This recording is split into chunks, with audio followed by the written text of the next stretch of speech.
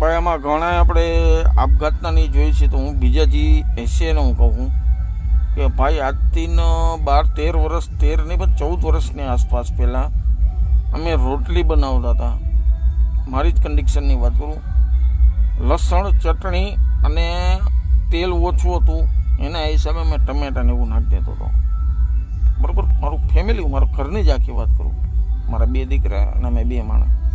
એવી રીતના મેં સમય કાઢી લીધો, પણ પીછેહટ ન કરી. તો કુદરતી માતાજીએ દીધું એટલે છપ્પડ ફાડકે દીધું. છપ્પડ ફાડકે જેવું જ છે. એનું કારણ છે કે આપણી પાસે મકાન, ઘરેણું, બધી વસ્તુ છે, પ્લોટ છે, દીકરાઓના લગ્ન થઈ જાય એટલી બધી વસ્તુ છે, આપણી પાસે ધંધો છે, પ્લસમાં આપણી પાસે ગાડીઓનું છે, અને આપણી પાસે છૂટી ગાડીઓ છે.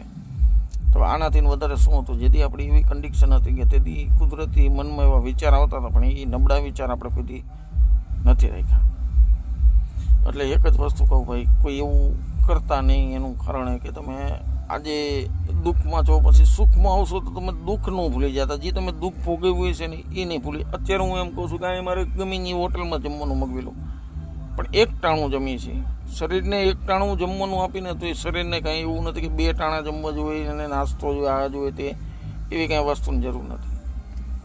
તમારું શરીર, તમારું આત્મબળ પ્રમાણે તમે તમારું શરીર છે. પછી ફાલતુ ખર્ચો કરી તો કોઈ મતલબ નથી.